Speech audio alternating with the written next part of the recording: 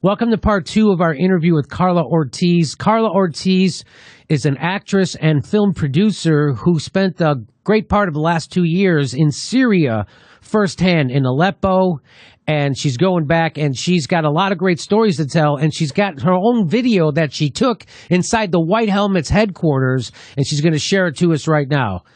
Here's Carla Ortiz. So now I want to show you a video. Here is you when you went to Aleppo. Now tell people when you went to Aleppo and what we're going to see. I was in Aleppo in several locations, including the time of the Battle of Aleppo in December 2016. It was my third time, but my first time during the actual conflict zones, because I was there before in the rebel-held area, but without, when there wasn't the actual battle happening. When I was in December, I testified the actual liberation of Aleppo, that we in the West made such a scandal saying that Aleppo was falling and Aleppo was burning and that we had to respond and that Obama had to bomb Aleppo, that he had to take action. I was right there without Wi-Fi connection, and all these activists that said that they were on the east side of Aleppo, it is not true because there was no internet, and they were saying that they were dying and they were, getting burned. I saw the actual corridors that the Syrian army were forming with their bodies in order for people and civilians to live. I have documented all this. I've done some live videos about it. And as people were leaving, I was dumb enough at the time, with my innocence, I wanted to interview the famous White Helmets, the people that were saving them. First of all, in Aleppo, nobody knew them because they were saying no, who are they? We don't know who they are. When I start showing them pictures, they'll say, oh, they're terrorists, Daesh. They work with al-Nusra. And they'll say, yes, they are the civil defense, but of the armed groups. And they said they're together, they work together. So then it's when I met also other journalists that have been doing already investigations about it, and I corroborated this information, and I was going, oh my God, why didn't I ask more questions? Because I was, okay, I have to do more information. But I was asking permission to go, but the battle was ongoing, and it was not clear yet of also, different weapons. I found also places that being liberated, where I found also weapons that, as the United States provided the groups like al-Nusra, which is the affiliate of Al-Qaeda in Syria. Not only that, but later when I went back 2 more times in March, and then I went back again in June of 2017, I asked specifically to walk all the Sohur neighborhood, where is the main base of the White Helmets, that is where they film the short film, the one the Oscars in 2016, which I could not believe. I was just on TV saying that it's not true, and then you're seeing all these White Helmets when they told me they did not exist. So anyhow, I went to the headquarters, and you went to the White Helmet headquarters in Syria. I went to Aleppo. This is in Aleppo, in the Sohur neighborhood, in the White Helmets headquarters. So let's show that. Hi everybody, I am Carla Ortiz. I am here in the city of Aleppo. We are in the headquarters of the White Helmets. We see here the main logo of the White Helmets. Over here, we see the teaching of how the White Helmets have to heal. And right above... Now, what was that? The teaching of how the White Helmets have to kill? Help. So, okay. Basically, they put posters of, this is how they help and this is how they recruit people. Because, they put it in the neighborhoods if you want to help and be in the civil defense. If you're in the Syrian army, you get paid $50 a month to fight terrorism. And if you are a regular citizen, you get to do 16 to 18 hours of work and have 2 different works, and you make $50. If you work with the White Helmets or al-Nusra, you get $1,500 a month. So for Syrians, this is a lot. So a lot of people go as volunteers, and a lot of people, and I know this because people are going to ask me, because I interview 9, 8 ex-White Helmets in this trip. I have the interviews. So I'm talking from what they are saying and what they would be paid. A lot of them would basically volunteer thinking they're going to help people. And they would tell me, I didn't know I had to be an actor. I didn't know like a lot of things were setups. And then when we would ask questions, we would not get our payment. So you have to also understand that like with these posters that they recruit people and they show in this wall, in the same wall, there is the logo of ISIS. Okay, that's very good. Let's watch some more. As you can see, it's the logo of ISIS. This is going Over downstairs. here we see. This is going downstairs because obviously this is a school. It's a school. I think it's a middle school that was taken as a headquarters for the White Helmets. So when you go, everything is, a lot of places are completely burned because it's like they left and they burned everything, so they won't left any evidence. But in this one room, there were 2 flags of Al-Nusra. So why, if you're a White Helmet, that you denominate yourself as a non-profit or as volunteers, that you are neutral and you're unarmed, all of a sudden, why would you have Al-Nusra flags in downstairs where you are operating? Okay, very good point. The flag of Al-Nusra.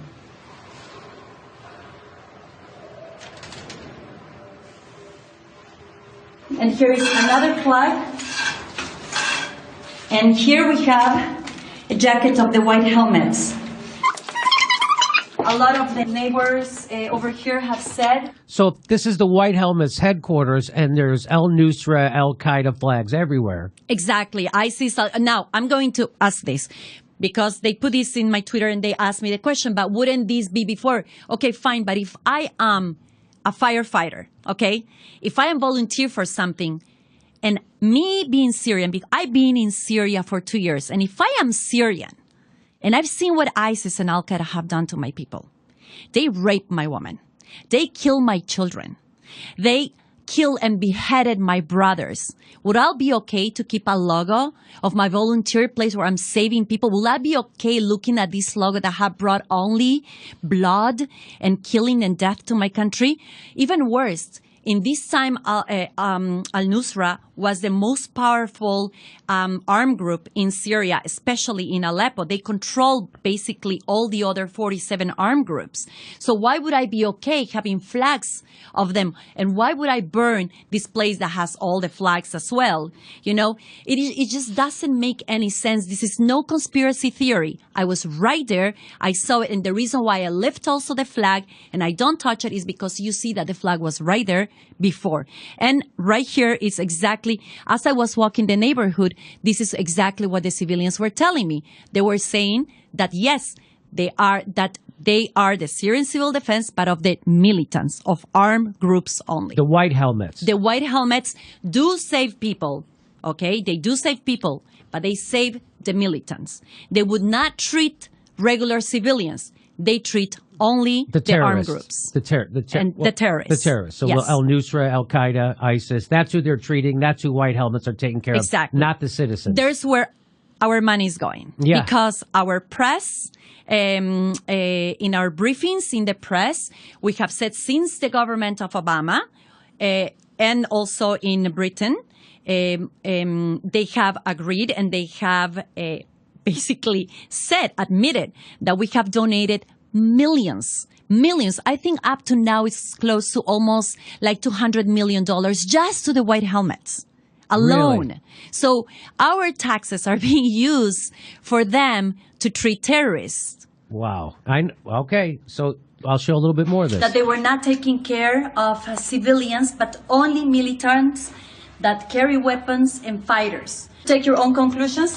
Al-Qaeda headquarters here, and just like not even 2 meters away, it is the White Helmets headquarters. So you're saying that the White Helmets headquarters was just a few meters away from Al-Qaeda's headquarters? Yes. So the next door school, it's a school, I think that one was for already like high school. Right.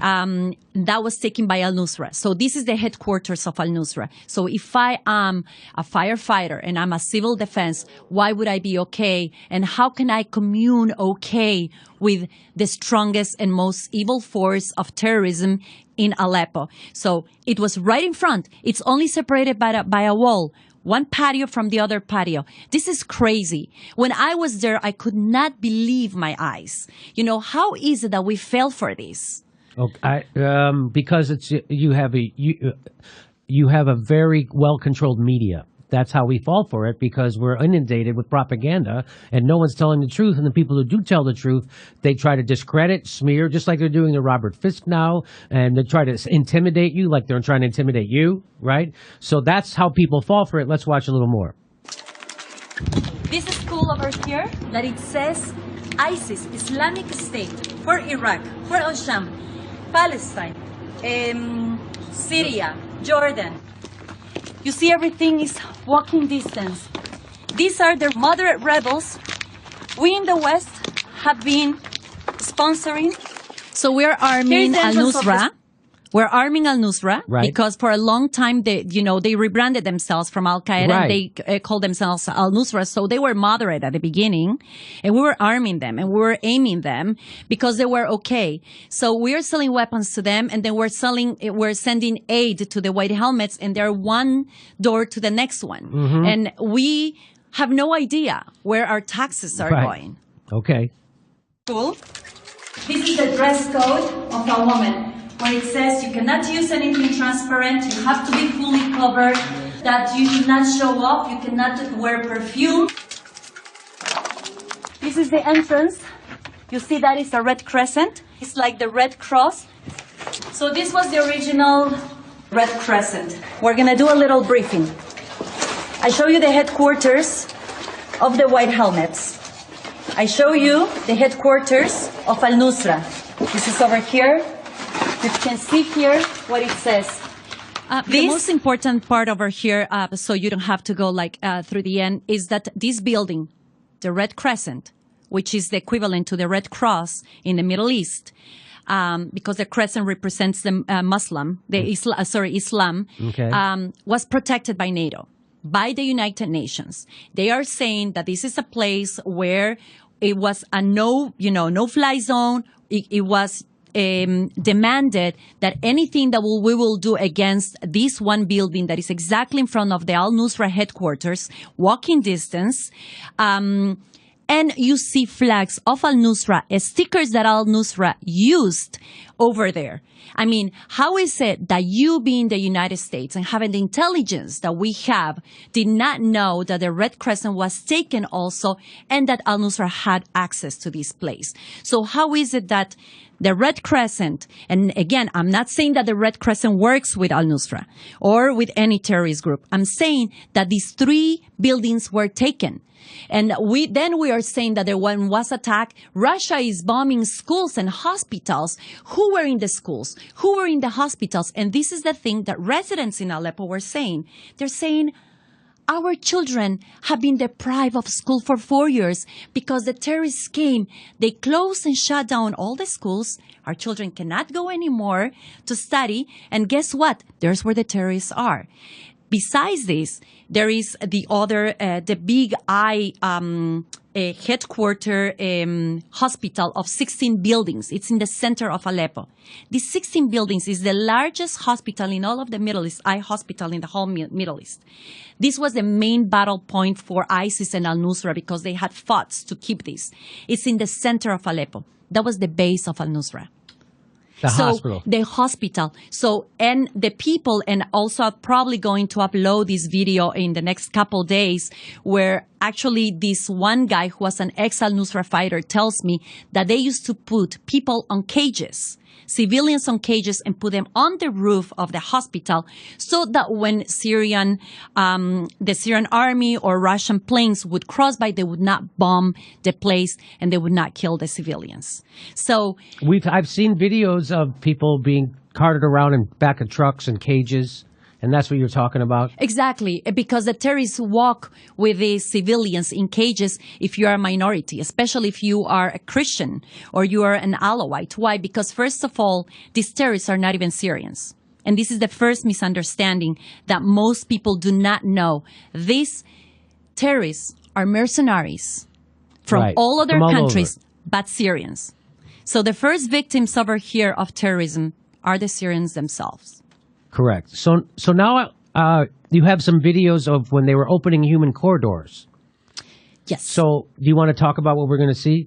Yeah, sure. I was in Aleppo actually, and because the media, I was in so many of the mainstream media, important interviews. They asked me where were my proof that I was right there during the liberation or the corridors. A lot of this footage is my own. I was right there, and I said I'll show you the humanitarian corridors. And when the whole Ghouta problem started happening, I started getting calls again from all mainstream media for me to talk about it and what I thought about Ghouta. And I was saying, I think in Ghouta is happening the same as in Aleppo. I'm not in Ghouta, but this is what happened in Aleppo. So this is what happened in Aleppo. They opened up human corridors so human beings could leave without getting killed. Here we go. Humanitarian corridors were opened. Civilians exiting through safe passages.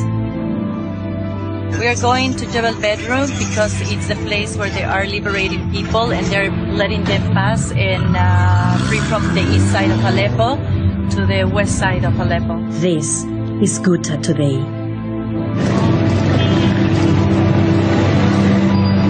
These are the cages. This was Ghouta before the war. Can you stop for a second? Jimmy, how is it that we don't want that for Syria? I know. I don't understand. Look at that. So why do we want to see Syria in rubbles, And so people think that the people who lived in this city decided to bomb themselves. That's what people in America think, that they were so upset at Assad, they started bombing everybody. That's not what happened. What happened was the CIA went and paid all these terrorists to try to overthrow Assad, and they started a war. The CIA did that. And that's how this war started. It wasn't because... am I wrong about that? No, absolutely not. And by the way, because everybody's been asking me about, Syrians and everything, that if we would know that they look like us, if we would know that they are white people, well, guess what? Syrians are actually very white. You've seen the child. Mm-hmm. They are blonde, most of them. And that's what a lot of the neighboring countries hate as well. You've seen, if you're a minority, which means that you are an Alawite or you're a Christian, you get on the cage. They put your Christian children in a bag, a trash bag, and they put, do not touch Christian here. I've seen it with my eyes. And we're funding those people. We are sponsoring them. And if Assad will leave also Syria, I don't care about Assad. Right. But this is exactly what's happening. If he leaves, we are going to testify the biggest genocide of Christians in the Middle East. Yes, people don't realize that was what will happen. So just like what would happen in Libya, now there's open slave trading markets, and they've killed thousands and thousands of people. Well, let's watch a little more. Can we watch a little more of this? Yes, of course.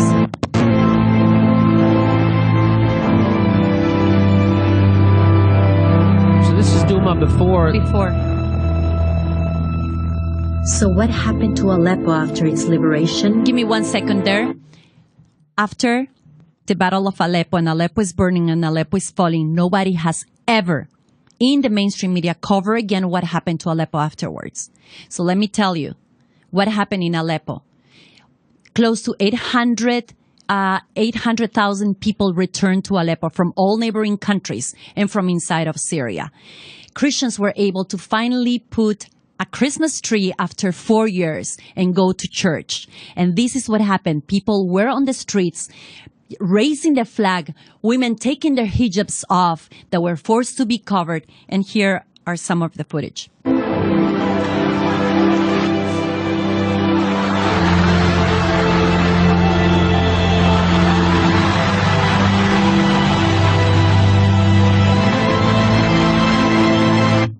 How many? 800,000 refugees have returned to Aleppo? Yes. That's amazing. And 75 schools were built since December 2016 until November 2017. I don't know right now how much is it. So I wonder if we have opened like 5 in the United States. Right. And so what you're saying is that this is not being reported in the United States. No, we talked all about Aleppo until after it got liberated, and now nobody talks about it. We talked about Aleppo as long as our proxy terrorists were occupying Aleppo. As soon as they were defeated, we were not interested in knowing what is happening in Aleppo. Okay, let's watch a little more.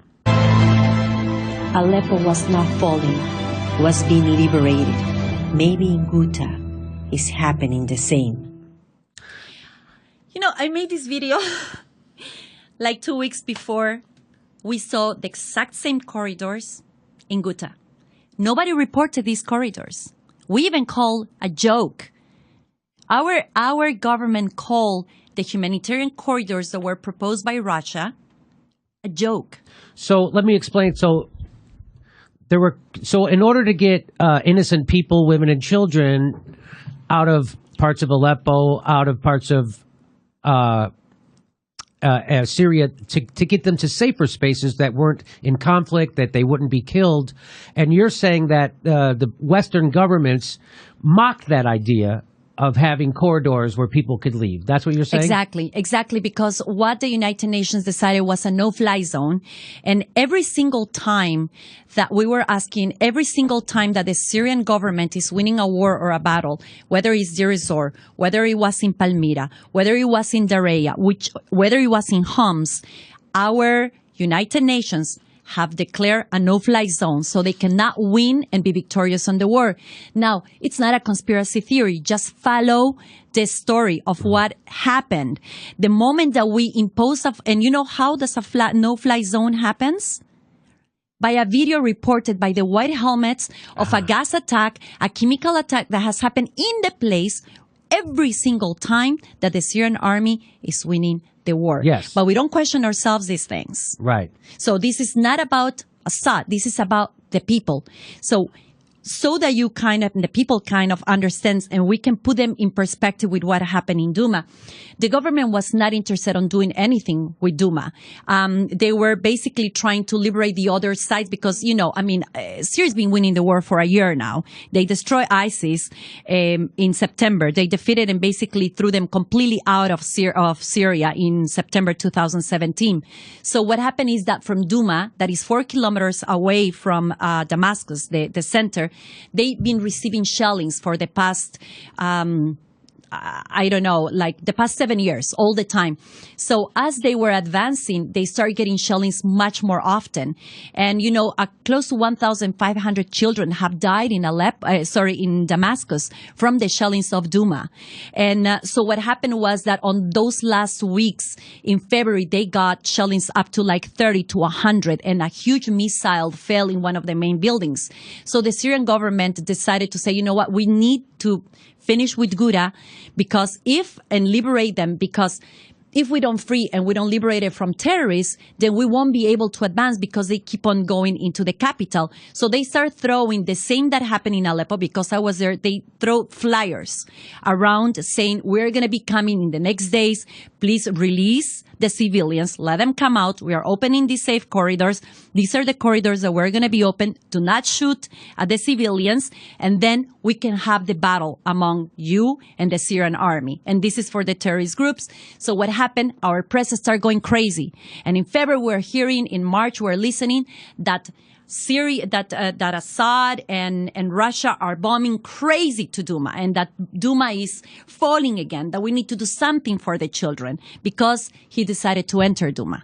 So a few days later, of course, when the Syrian army was able to take half of Douma and cut it and split it in two, they said, we're going to open now the corridors. And there's when the United Nations said, that's it. No fly zone. And what they say, I don't know this, but what they say, the people that were there, the journalist friends that I have in Syria, they told me that they used these 2 days in order to exit some of the jihadists from Douma before, they will take the whole place. Not only that, after they were able to take close to 150,000, I don't know if you want to show the other video. Yeah. Maybe this one here? Yes. Let me show it. Called for these joke-like humanitarian corridors. Russia needs to just do what So that's the U.S. State Department calling those corridors that actually help people, call them jokes? Yes. She's calling them a joke, okay. United Nations had agreed to and voted on, and that is a countrywide ceasefire. This is March 1st. 40,000. صافي ولادي كمان هناك بناتي وصاري لا تخافي يا اخوي بيطلع خلصتونا منهم الله لا يجبرهم ان شاء الله لا يجبرهم سرقوا بيتي كله وخطوه وطلعوني غصب عني. So now this woman was saying that her children are still there. How come her children are still there? Because it was very hard to exit. So this is Duma. Yeah, this is Duma, and when they're March like 1st. yes, on March 1st, so when they are crossing the border, basically it's very difficult and very few people can make it. They had to run, they had to crawl, so she's saying that my children are still there, and she kind of doesn't want to be in camera, because if the terrorists would see that you're in camera and they still have your children, because they know you, they've been there for a long time, they will kill your children. So that's what she's saying. And she's saying, they took my house without my, and she's crying, but we won't report this, and every time that we show, all these refugees are escaping al-Assad, let's look at the footage. Like, don't believe us right now. Don't believe Jimmy. Don't believe myself, Go and Google the refugees that were crossing and escaping Assad. They're almost, basically 80% of them are men in their early 20s to 30s, alone, without wives, without children, that they are looking for refugee in Europe. What about these people? Look at them. They're women. They're parents with their children. They're not lying. They have no interest. They're basically finally crossing to a place where they're going to be able to eat, and you can listen to their testimonies.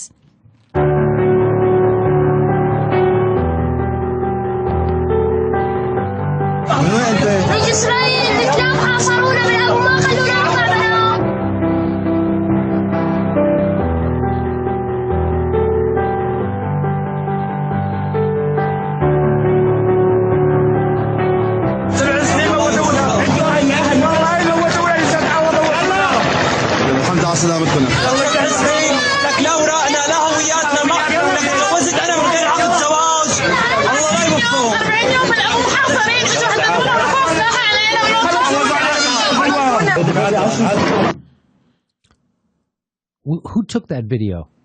A lot of these videos are taken by some of my friends that are just Syrians that I got to know, that usually just take footage for me. Some of them are from actual journalists that I got to see them in the front lines, because I was actually in the front lines as well.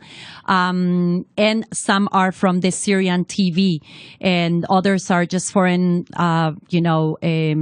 Lebanon, etc. Let's watch a little bit more. So this guy's saying it's awful. They starved us. They killed us with the lack of food. I swear they killed us. May God break them like they broke us.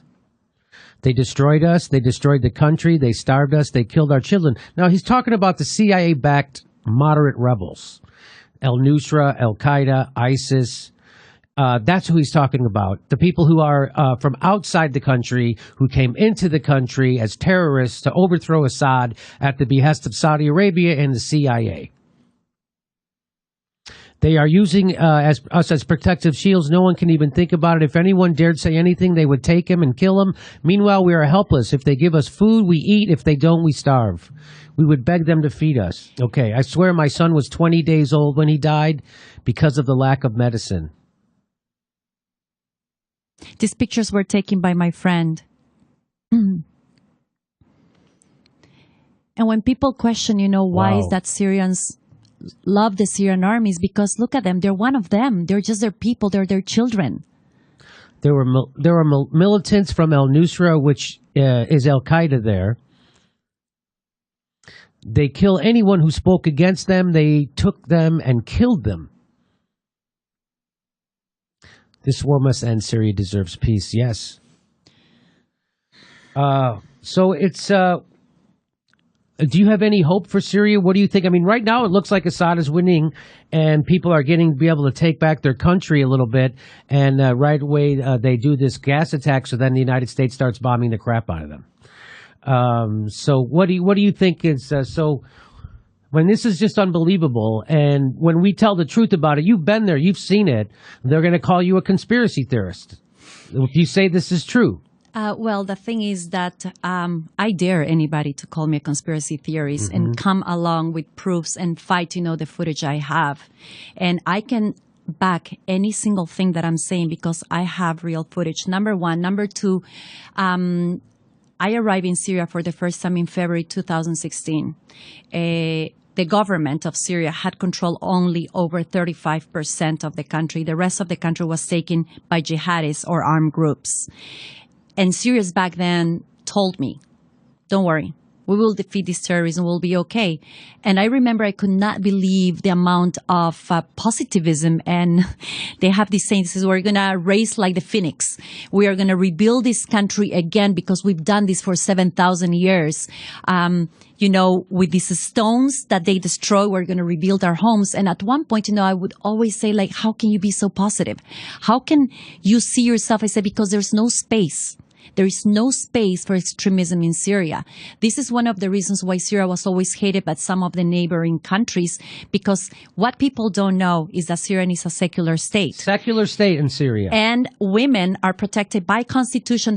They cannot be forced to be covered, nor by religion, nor by society. Minorities are protected also much more than any other Syrian. Not only that, but the vice president, and I bet nobody knows this, the vice president of Syria is a woman.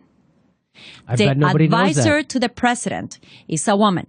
The president of the parliament in Syria is a woman. The first judge in all of the Middle East as a woman was Syrian. And 30% of the ministries in Syria are led by women. By law, most of the principals of high school are led also by women. Why? Because Syrians understand that half of the country has to be led by women. That's why you can see me when I'm reporting what I'm saying. I am with a T-shirt, whether it is tight clothes or not tight clothes, I am free to be however I can be. You see the reports of these two famous reporters. I don't want to smear them. I don't want to say anything bad, that they are defending the freedom of these amazing, supposedly Syrians from CNN. She was on the ground, completely covered. Black, you could only see her eyes. A CNN reporter was covered up in Syria, and you're saying you were there and you weren't like that. No. So why was she doing that? Because I was in the area where it was already liberated from the terrorists. Okay. But she was in the area protected by the terrorists, you know, and asking the world for the freedom of these terrorists, which the freedom of these terrorists means the imposition of fundamentalism and the Sharia law, where women won't have the right for education or the right to be covered or uncovered. The most important thing is that people don't know that Assad made up this law in 2006 when he discovered that some girls that were in the borders of the extremist countries were being forced by the parents to stay at home. He made this law that every single Syrian woman shall finish high school by law, otherwise she and the father will go to prison. So this was the best way to protect the women. And this caused a revolution in Saudi Arabia, where women were asking for the same rights. They were asking, why can't we all get an education? Oh no, haram, haram. Haram is like, it's a curse. How can you say that? Because the value of two virtuous women, which means like two virgin women, equal to a normal man. So do we want this for Syrians when already in the Middle East, it is a hard and complicated position for a woman? Where are all the women in the world? Where are all the liberals in the world? Where are all the gay and lesbian around the world standing for the right of Syrians? Syrians also, they won't judge you or take you to prison if you are gay. Of course, because of the society, it's difficult, but the Constitution also protects them. Where are we for not protecting these advancements that this nation has got? I mean, now, are they going to call me an Assadist apologist? No, guess what? I don't care about Assad. I stand by the people. And what the people of Syria right now want, whether we like it or not, it is Assad to stay in power because they would choose him over any other terrorists, because they don't want this fundamentalism and they want to live in a country that coexists together in peace the way they've done for all these years. Who are we to impose the democracy that we think is perfect, that is not even working for us? And who are we to demand a change of regime because it's going to be okay for our personal interest of the Western policy? And finally, we don't have to agree. We don't have to like al-Assad. We need to respect the people of Syria, and we need to let them take the decision they want to take. In the last election, in 2013, which was an open election and overseen by us, Assad won with 78%. That does hurt us, or 82%, I think, sorry.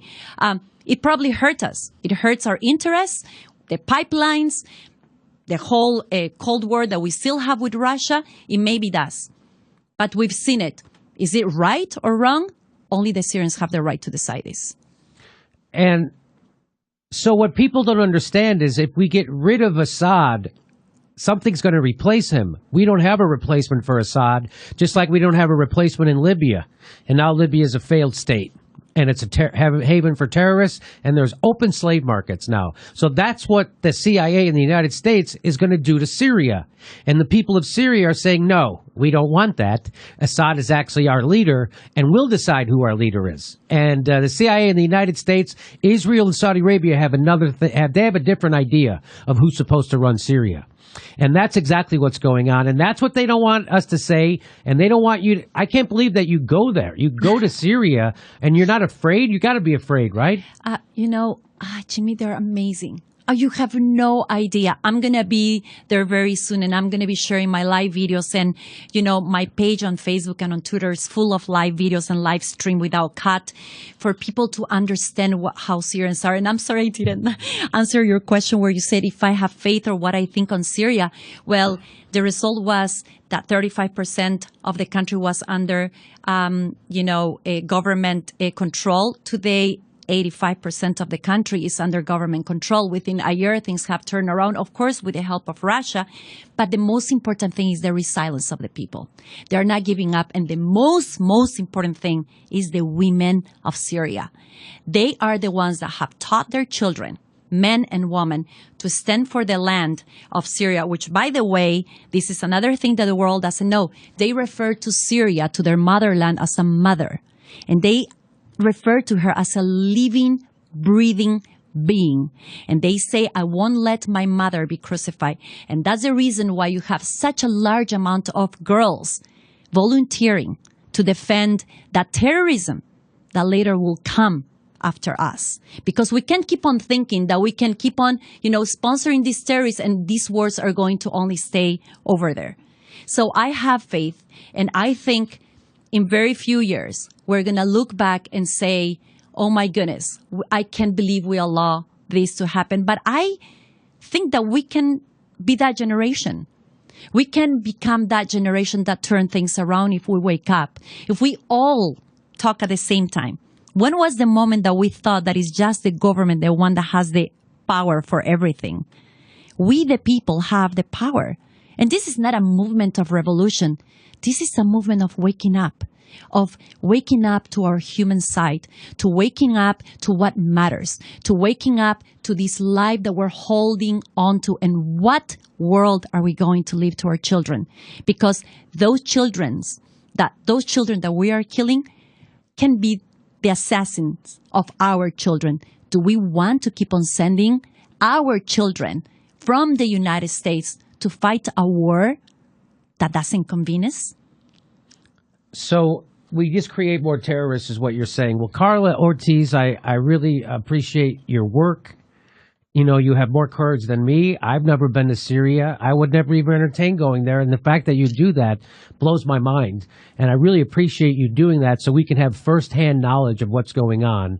And so thank you so much for doing that. And I don't know where you get your courage from, but it's amazing. From the Syrians, Jimmy. Mm-hmm. I swear, one thing that I believe is important that you asked me when I arrived here, and I think because the Syria issue is so big, why wouldn't I think that Assad made this chemical attack? because he was winning the war Yes. with conventional was winning the war. conventional weapons. And the only thing that would put the whole international community against him was to use chemical weapons in an area that was completely liberated and only had jihadists, and they still had very few, citizens under his power. So I think we need to start asking ourselves questions. I'm not afraid. You are welcome to come on the trip with me. I promise you will fall in love with Syria if it's not in this time, in any other time. But I will be sharing my live videos. And if we don't know who we're killing, we will keep on killing. But if we get to investigate a little bit who are the people that we're killing, we will never allow any more death. That's okay. Well, that's a great way to end the segment. Thank you, Carla Ortiz. Thank you for your work. Thank you for watching. Please make sure you're subscribed. It only takes a second. Make sure you're subscribed and click that bell so they give you a notice whenever we drop a video. And if you can become a patron, we give you hours of bonus material every week. Our next live show is June 30th in Portland, Oregon. And we do a super solid chat every Saturday. That's our live stream. You can ask us questions and we answer back. That's Saturdays at 2 p.m. Pacific. Plus, we're on Steam It. We're steaming it right now.